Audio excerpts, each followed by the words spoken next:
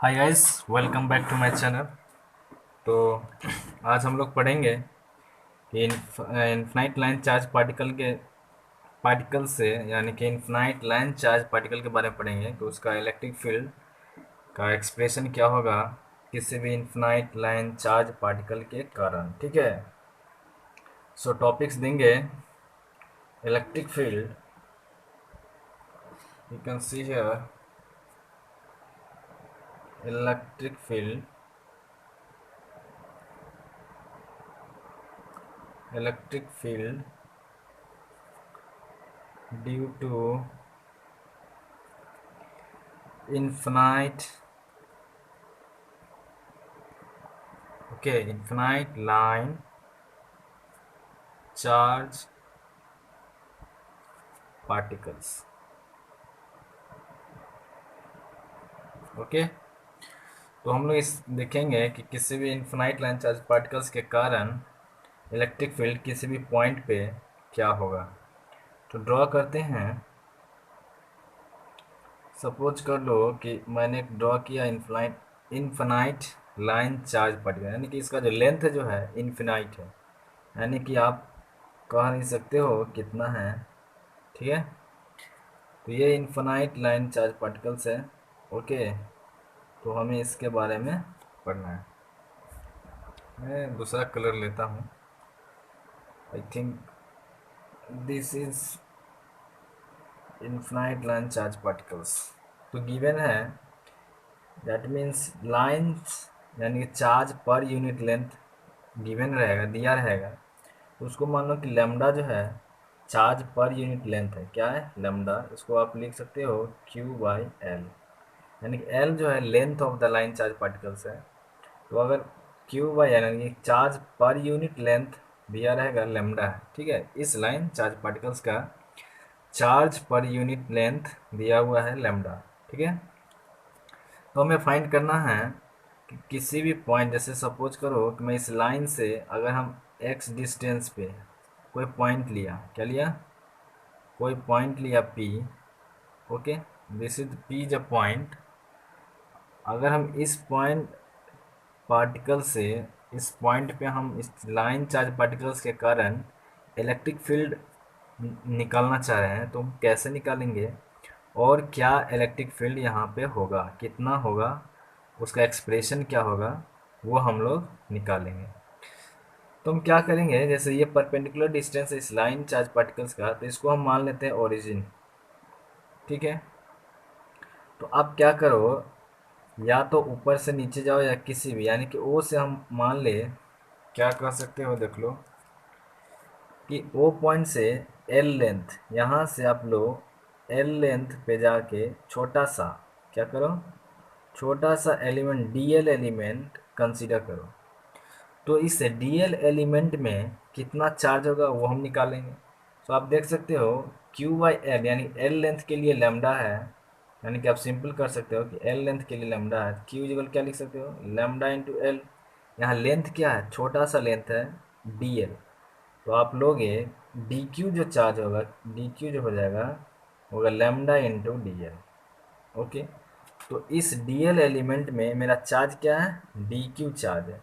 तो इस D Q charge के कारण इस पॉइंट पे इलेक्ट्रिक फील्ड क्या होगा, तो इस डी क्यू एलिमेंट यानी कि डी क्यू चार्ज के कारण आप ड्रॉ करो, ये इलेक्ट्रिक फील्ड कुछ इस डायरेक्शन में होगा, यानी कि इस पॉइंट में इलेक्ट्रिक फील्ड होगा। किसके कारण? डी क्यू चार्ज के कारण। ठीक है, इस डायरेक्शन में होगा। लेकिन हमें लेना क्या है, जो इलेक्ट्रिक फील्ड लेना है इस पी पॉइंट पे लेना है। तो अब पी का जो डायरेक्शन है वो इस डायरेक्शन में है। क्या है? इस डायरेक्शन में पी का है, तो हमको इलेक्ट्रिक फील्ड भी क्या होना चाहिए, इसी डायरेक्शन में होना चाहिए। तो मान लेते हैं कि ये जो एंगल होगा इस लाइन के बीच का जो एंगल होगा वो क्या होगा, थीटा एंगल एज्यूम करते हैं। तो वर्टिकल अपोजिट एंगल से ये एंगल भी क्या हो जाएगा, थीटा हो जाएगा। ठीक है, तो जब आप ई का कंपोनेंट इस लाइन यानी पी के अलोंग हमें लेना है, तो क्या हो जाएगा, E D Q cos theta.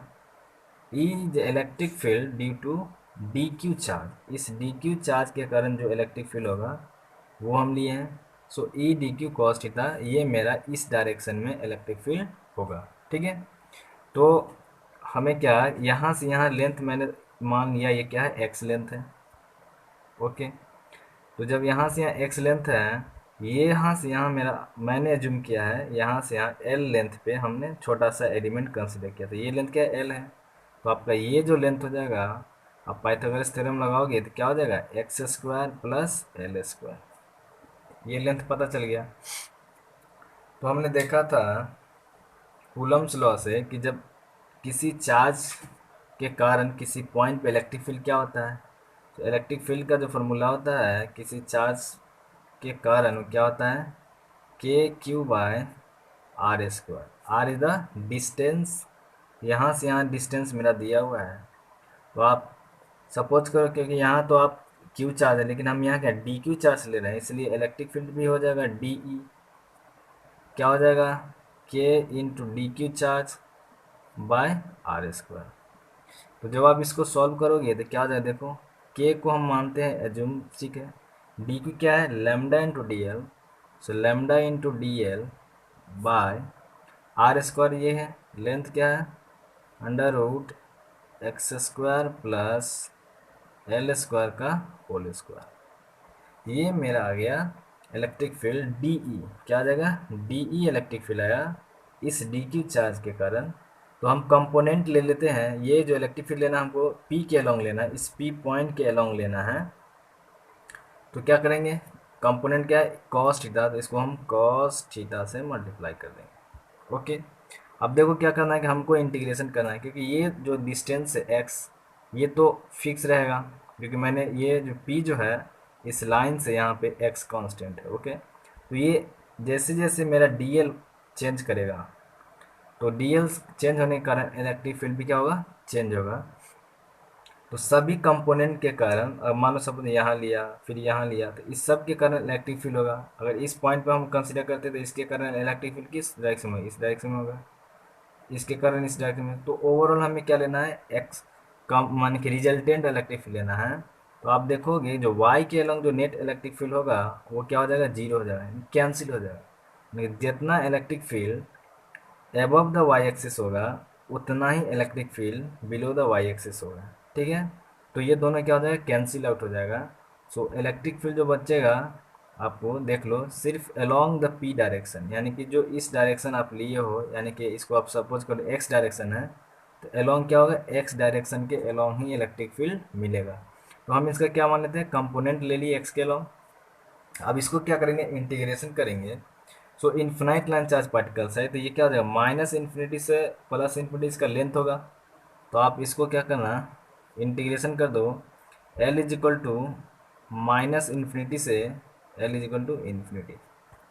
इसको जब आप इंटीग्रेशन करोगे तो कॉस थीटा, यहाँ तो क्या है डी एल, यानी एल के रिस्पेक्ट में हमको इंटीग्रेशन करना है, तो आप क्या करो, कॉस थीटा को कन्वर्ट कर दो। तो क्या करोगे, देखो ये कॉस थीटा है, तो कॉस थीटा क्या लिख सकते हो, एक्स बाय, यानी कि बी बाई एच होता है, तो ये हो गया बी एक्स और ये हो गया एच। तो आप लिख सकते हो cos theta is equal to what, sorry ये वो नहीं रहा, आप ये ले लो, देखो कॉस थीटा को क्या लिख सकते हो, X by under root X square plus L square. यहाँ पे वैल्यू पुट कर दो, तो जब आप पुट करोगे तो क्या आ जाएगा, मैं यहाँ पे रब करता हूँ,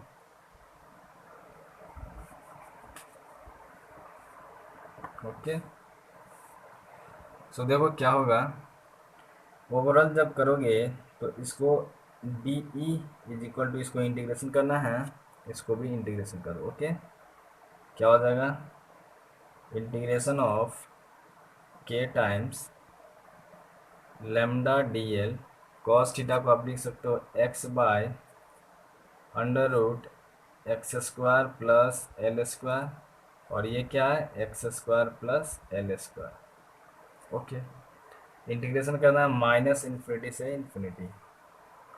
तो आप क्या करो, देखो के कांस्टेंट बाहर ले लो, ये लेमडा भी कांस्टेंट है क्योंकि चार्ज, ये तो चार्ज डेंसिटी दिया हुआ है, तो आप बाहर कर दो के टाइम्स लेमडा इंटीग्रेशन करना माइनस इन्फिनिटी से इन्फिनिटी।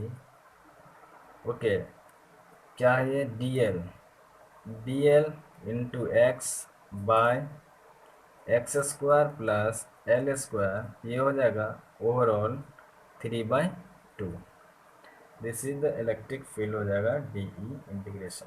ओके, तो जब आप इसको सॉल्व करोगे तो क्या आएगा, देखो ये x तो कांस्टेंट है, l वेरी कर रहा है, तो हमको l को इंटीग्रेशन करना है। तो हम मान लेते हैं इसको इंटीग्रेशन के लिए l is equal to X tan theta. Okay, तो जब आप चेंज करते हो वेरिएबल को, चेंज करते हो सब्सटीट्यूशन मेथड से, तो लिमिटिंग वैल्यू भी क्या होता है, चेंज हो जाता है। जैसे देखो l is equal to minus infinity दोगे तो tan थीटा क्या हो जाएगा, -π/2।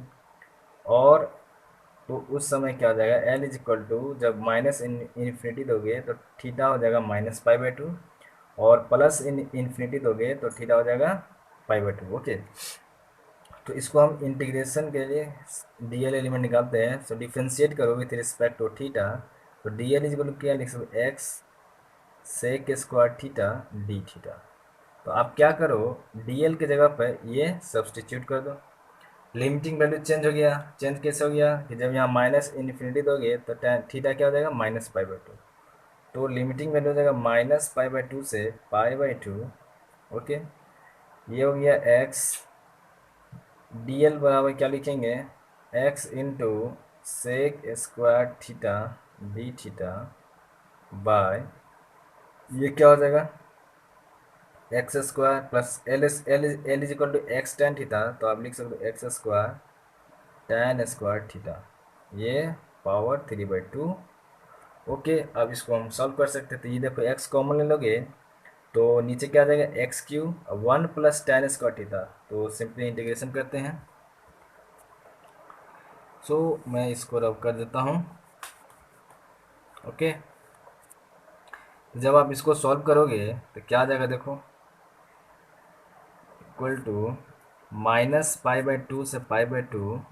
ओके, ये हो जाएगा X square sec square theta D theta by, इसको एक्स स्क्वायर कॉमन ले लोगे तो क्या हो जाएगा, 1 प्लस tan स्क्वायर थीटा का ओवरऑल पावर क्या हो जाएगा, 3/2। ओके, जब इसको आप सॉल्व करोगे तो देखो 2 2 कैंसिल हो जाएगा, तो एक्स क्यू बाहर आ जाएगा, और 1 प्लस tan स्क्वायर थीटा क्या आ जाएगा, सेक स्क्वायर थीटा। तो आप इसको डायरेक्ट लिख सकते सेक स्क्वायर थीटा, तो बाहर क्या आ जाएगा, देखो -π/2 से π/2 X square sec square theta D theta by, अब देखो ये आ जाएगा एक्स क्यू, सॉरी यहाँ पर मैंने ये छूट गया है, के टाइम्स लेमडा आप हर जगह लिखना, के टाइम्स लेमडा। ओके, अब भूल मत जाना। सो यहाँ पे मैं लिख देता हूँ के टाइम्स लेमडा। तो जब इसको सॉल्व कर देखो एक्स कैंसिल हो जाएगा, ये क्या आ जाएगा, 1 plus tan square sec square theta, तो नीचे क्या आ जाएगा, sec cube theta. So sec square cancel, 1 sec बचेगा। तो जब आप इसको सॉल्व करोगे तो ये आ जाएगा के लेमडा इंटीग्रेशन ऑफ -π/2 से π/2। ओके, और जब देखोगे तो क्या आ जाएगा, ये वैल्यू देखो, ये ऊपर बचेगा सेक थीटा, सॉरी नीचे सेक, तो ऊपर चला जाएगा कॉस थीटा। अब बाई एक्स है तो एक्स तो कांस्टेंट है, तो एक्स को आप बाहर कर दो यहाँ पे, और डी थीटा। तो जब आप इसको इंटीग्रेशन करोगे, ठीक है, इसको जब इंटीग्रेशन करोगे तो आपका वैल्यू क्या आ जाएगा, के लेमडा बाई एक्स, ये तो माइनस कॉस थीटा का क्या होता है, साइन थीटा लिमिटिंग क्या हो जाएगा, -π/2 से π/2। ये ही वैल्यू हो जाएगा इलेक्ट्रिक फील्ड का। ओके, तो जब इसको इंटीग्रेशन करोगे तो मैं यहाँ पे रब कर देता हूँ।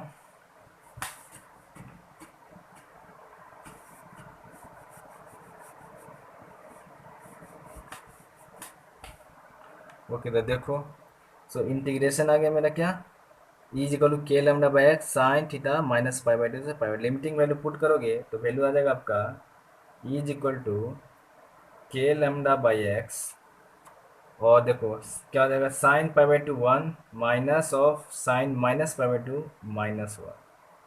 तो ओवरऑल वैल्यू क्या हो जाएगा, के लेमडा इंटू 2, तो 2 k λ/x। ये हो जाएगा इलेक्ट्रिक फील्ड का value due to infinite line charge particles. So infinite line charge particles के कारण इलेक्ट्रिक फील्ड क्या होगा, पी पॉइंट पे ये आएगा।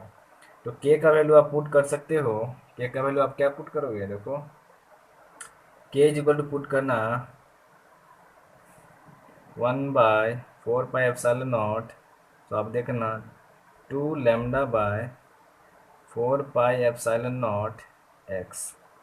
So 2 cancel, so this implies λ/2πε0 x।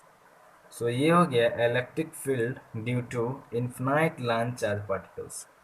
ठीक है, इसी में हम केस देखेंगे और इससे 2-3 निकालेंगे कंसेप्ट। देखो क्या कंसेप्ट है, तो जब आप कंसेप्ट निकालोगे तो पता चलेगा कि जब मानो कि मैं लेंथ जो लूँ लाइन चार्ज पार्टिकल का 0 से अपर साइड में लूँ, यानी कि 0 से इन्फिनिटी, तो आप लिमिटिंग क्या पुट कर देना 0 से इन्फिनिटी। तो जब थीटा के वैल्यू में चेंज करोगे तो क्या देगा 0 से π/2। तो जब यानी कि सिंपल क्या है, हाफ है, यहाँ से यहाँ क्या आ जाएगा, हाफ हो जाएगा।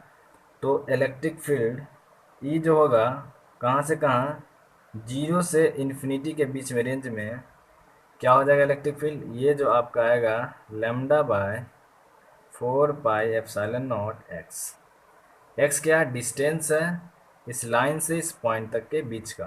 ठीक है, तो ये हो गया आपका सेमी, इसको आप बोलते हो semi infinite line. Semi infinite line के कारण, जब सेमी इनफाइनाइट लाइन के कारण क्या हो जाएगा λ/4πε0 x। और इन्फाइनाइट के लिए λ/2π, यानी कि जस्ट क्या हो जाता है, इसका डबल हो जाता है। ठीक है, तो ये था सेमी। आप करोगे, आप ये भी सोच सकते हो कि अगर लेंथ फाइनाइट दिया रहा है, मान लो कि लेंथ मेरा क्या है, फाइनाइट दिया हुआ है, तो उस केस में हम कैसे निकालेंगे, सिंपल। तो आप क्या करना कि जब लेंथ फाइनाइट हो तो ये एंगल क्या मान लेना, θ1, और इसको मान लो θ2। इस केस में भी बना सकते हो। और लिमिटिंग वैल्यू जो हो जाएगा, अगर सेमी इनफाइनाइट का यानी कि फाइनाइट लेंथ है, तो आप जस्ट θ1 θ2 का वैल्यू पुट कर देना। तो उस केस में आप देखोगे किस फॉर्म में आएगा, तो वो आप निकाल लेना। या तो यहाँ से आप पुट कर सकते हो, इसको मान लेना θ1, इसको मान लेना θ2, या इसको एज्यूम करते तो इसको। तो इस केस में भी क्या हो जाएगा आपको कि इस केस में जो एक्सप्रेशन होगा इलेक्ट्रिक फील्ड का, मैं दिखा देता हूँ। आप डायरेक्ट क्या करना, निकाल लेना λ/4πε0 x, ओके, cos θ2, या इसको मान लो θ2 या θ1 कुछ भी मान लेना, तो θ1 माइनस ऑफ cos θ2। ओके, इसी से हम केस निकालते हैं। ये हो गया जब फाइनाइट लेंथ दिया रहेगा, तो उस समय क्या करना, क्योंकि आपको ये एंगल निकाल लेना। जैसे ये एंगल निकालेगा तो cos θ1 का वैल्यू निकाल लेना, cos θ2 का वैल्यू निकाल लेना, और वैल्यू पुट कर देना। इसमें देखो जब फाइनाइट होगा तो ये क्या हो जाएगा, टेंस टू, यानी कि θ1 क्या हो जाएगा 0, और θ2 जैसे ये इन्फिनाइट इससे आएगा तो अप्रॉक्स क्या हो जाएगा, ये हो जाएगा पाई एंगल, क्या हो जाएगा पाई। तो जब इन्फिनाइट केस में आप लिखना, इनफाइनाइट केस में जब इनफाइनाइट लेंथ रहेगा, तो उस समय क्या हो जाएगा, आपका θ1 जो हो जाएगा टेंस टू 0 हो जाएगा, और θ2 जो होगा वो आपको टेंस टू क्या हो जाएगा, पाई हो जाएगा। ओके, तो उस केस में जब इन्फिनाइट के लेंथ में हम इससे पुट करते हैं, देखो θ1 0 और θ2 पाई देंगे, तो कॉस पाई के -1, तो माइनस माइनस प्लस, तो 2। देखो इन्फिनाइट लेंथ के कारण मेरा ये वैल्यू आएगा।